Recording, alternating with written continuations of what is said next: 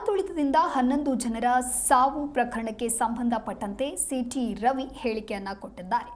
ಇನ್ನು ನೆನ್ನೆ ನಡೆದಿರತಕ್ಕಂತಹ ಘನಘೋರ ದುರಂತಕ್ಕೆ ಸಂಬಂಧಪಟ್ಟಂತೆ ಇದು ಸರ್ಕಾರದ ಪ್ರಾಯೋಜಿತ ಹತ್ಯಾಕಾಂಡ, ಇದು ಸರ್ಕಾರದ ಪ್ರಚಾರದ ಹಪಹಪಿತನ, ಕಾಗಕ್ಕ ಗೂಬಕ್ಕನ ಕತೆ ಹೇಳೋದು ಬೇಡ, ನೈತಿಕ ಹೊಣೆಯನ್ನ ಸಿಎಂ ಡಿಸಿಎಂ ಹೊರಬೇಕು, 11 ಮಂದಿ ಸಾವು ನ್ಯಾಯಾಂಗ ತನಿಖೆ ಆಗಲೇಬೇಕು, ಸತ್ತವರಿಗೆ 25 ಲಕ್ಷ ಪರಿಹಾರವನ್ನ ನೀಡಬೇಕು ಅನ್ನೋದಾಗಿ ಕಾಲ್ಪನಿಕ ಪ್ರಕರಣಕ್ಕೆ ಸಂಬಂಧಪಟ್ಟಂತೆ ಸಿಟಿ ರವಿ ಈ ರೀತಿಯಾಗಿ ಪ್ರತಿಕ್ರಿಯೆಯನ್ನ ಕೊಟ್ಟಿದ್ದಾರೆ.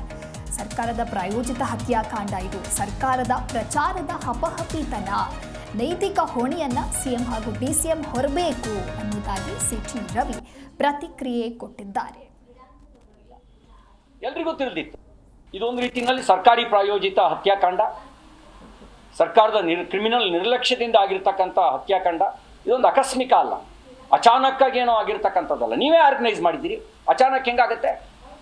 ಆರ್ಗನೈಸ್ ಮಾಡೋರಿಗೆ ಒಂದು ಅನುಭವ ಬೇಕಿತ್ತು, ಆರ್ಗನೈಸ್ ಮಾಡೋರಿಗೆ ಅಂದಾಜು ಬೇಕಿತ್ತು.